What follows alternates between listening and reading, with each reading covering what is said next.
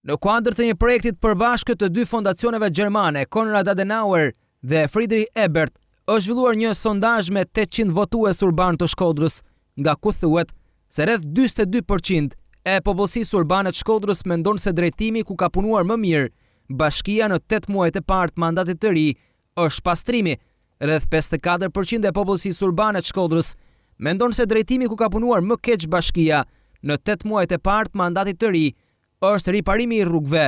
Pritshmëritë më të shumta pozitive për 3 vitet e ardhshme janë për ndriçimin, pastrimin dhe përmirësimin e qendrës së qytetit. Numri i përgjigjeve optimiste për këtë punë të bashkisë në 3 vitet e ardhshme është më i madh se i atyre pesimiste. Prioritetet kryesore për qytetarët shkodran për 3 vitet e ardhshme janë shtimi i parqeve dhe këndrave të lojrave, shtimi i kapacitetit të shkollave dhe pastrimi i qytetit. Megjithatë, autori i këtij sondazhi, Eduard Zaloshnja, gjatë prezantimit të tij në Shkodër, është shprehur se Shkodra nuk do të marrë fonde nga qeveria dhe në këtë kuadër duhet një bashkëpunim i ngushtë mes anëtarëve të Këshillit të Bashkisë së Shkodrës me administratën e bashkisë. Qeveria qendrore nuk do ta ndihmojë Bashkinë e Shkodrës, meqense është drejtohet nga opozita.